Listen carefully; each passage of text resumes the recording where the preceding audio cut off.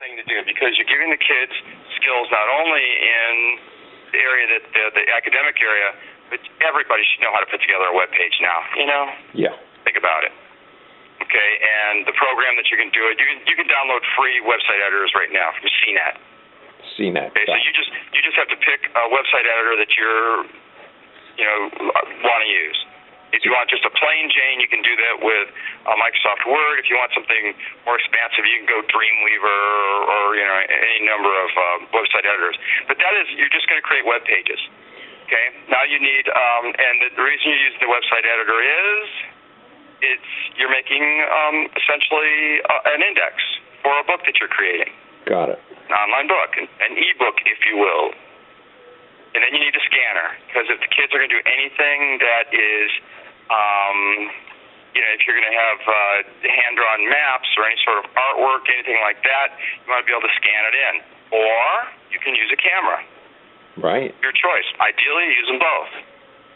If you want to videotape a live presentation that your student is doing, just like the kids were doing with us the other day when you were in there, just taking a normal camera will work. And you can incorporate that into your ebook as well. Right. Now, you can save any text data that you use. You can save it as HTML, and that becomes a separate page. And there's two ways you can approach it. You can do it on the fly, meaning as the material comes up, you start adding pages, or you can really micromanage it and start right at the very beginning. We're going to have one graphic example of the work. We're going to have two writing samples, with the prompts and everything else. We're going to have student-generated presentation that we're going to have video. We can save it as a QuickTime movie or Windows Media or a Flash or whatever, flip. Hey, did you get your plug-in-the-wall charger thing? Yeah, transformer? Thanks for sending that. In one piece? Yeah, got it. Okay, good deal. So anyway, and Steve, that's it. It's just simple. And so if a parent started in like 7th or 8th grade, you'd be able to put together, I guess, what's called a progress video? Yes, if you want to do it. Progress portfolio. How you're going to purpose this thing. If you want to say, this is my kid's middle school portfolio, or this is my kid's language arts middle school portfolio, or this is my kid's music portfolio. I'm trying to get people in our visual department to think more along the lines of putting things graphically up that way, because we could have a visual catalog of every single kid. Sure. Instead of having a paper portfolio, which they carry around with them, we can start doing much cooler things. And then I've heard there are portfolios for assessment. Yeah, assessment portfolios are easy. That's something where, the teacher says, okay, I've got, you're going to have 8 writing samples this year. Here are your 8 writing samples. So the teacher can put that together as their own template, a portfolio template.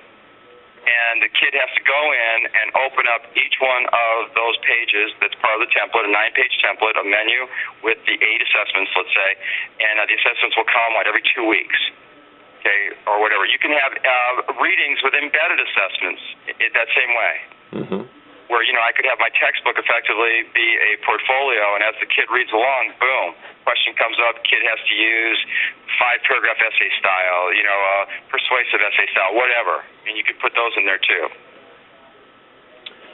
If you can dream it, you can do it on using electronic portfolio assessment. Right. So the challenge that teachers are going to find is, where do you store it? Right. How do you grade it? And then we seem to be getting away from rubrics. I don't know why. Rubrics seems to be easy because rubrics communicate standards, right? Exactly right. And a rubric says, okay, if you did this, you're getting a 1. You did this, you're getting a 2. You're getting a 3. But you can set your rubric up any way you want to as well. I like using rubrics when we do National History Day projects. Everything is rubric driven. Sure. Here's what a superior project looks like. Here's what a not so superior, and here's what a piece of shit looks like. Right. Okay. How to store it? I noticed that you have hard drives in your classroom. What was the question? How do you store it? You put it on an external hard drive in your classroom. Yeah. That's the way I keep it, because I've got my own little network. Most teachers don't. because they don't have that advantage.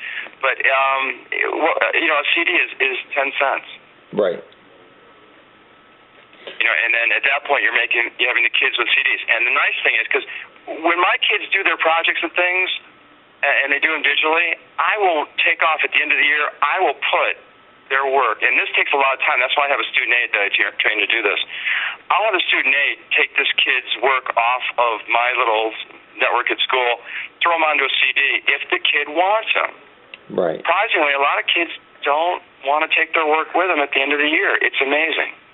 Well, I have other kids that are absolutely beside themselves with joy that I've saved their work and that they've got it and they go away with it. And see, that becomes part of the portfolio that's submitted to the college, saying, look at what I did when I was young. This is where I'm headed. Well, in a perfect world, we should be able to have samples of this kid's work and that's where the authentic assessment comes in, where you can see the growth.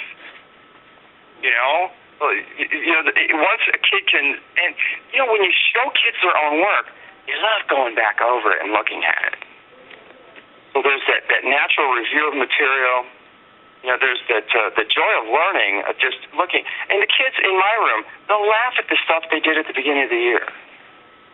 Because they know they've grown. Because it's so much, yes, exactly right. And that affords me the ability, because I'll show stuff the kids have done from last year or the year before. Say, here, I think you guys can do better than this. And just take specific projects out. But, the value of portfolios is there. It doesn't take that much time. We've got the technology. The storage media is so incredibly cheap right now. Most schools have school networks that they should be able to tap into and use that. Why we don't do it is, you got me. Well, it's like anything. E-books have been around for more than 10 years, and yet I still can't get teachers to read mine, much less use them in class. That's okay. It's almost as if we have our shtick, just like Thomas Friedman. He's been talking, green technology for the past 5 years. He still gets columns out of it because there are new people coming into the scene. Every parent that comes into the school needs to be trained. And I think that's one of the things that techie teachers get tired of doing. And that's why we put stuff on video, because now they can be retrained. I mean, I've been looking at stuff about two-brain theory and Mars and Venus.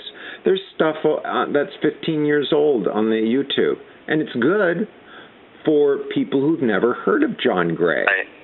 Right. Right. And I'm teaching paradigms right now, and it's the same stuff I've been doing for, 15 years? I've got a 20-year-old video, Joel Barker, that is just, it is as timely today as it was then. I'd like to remake that paradigm video. Just put some, talk about GM and how they didn't change with the paradigms and WorldCom and, all the other places. The guy from Verizon today, did you hear what the guy from Verizon said? What? He said, right now, Verizon is one of the when Bell was broken up a million years ago, it was one of the spin-offs. Right. Verizon has said they don't care about landlines anymore. Copper is not in their future. Huh. Poof. God, can you believe that? That is amazing. It is amazing, but it's not so amazing because I'm talking to you right now on a cell phone. Okay. Your landline, if I didn't see that light flashing, I never would have picked up and listened to your message today. And so eventually, everything's going to be by tower or through satellite. Yeah, well, the reason we installed a landline is because our alarm is hooked up to it. Right. And we could go wireless with that even, but it's just significantly more expensive. Right.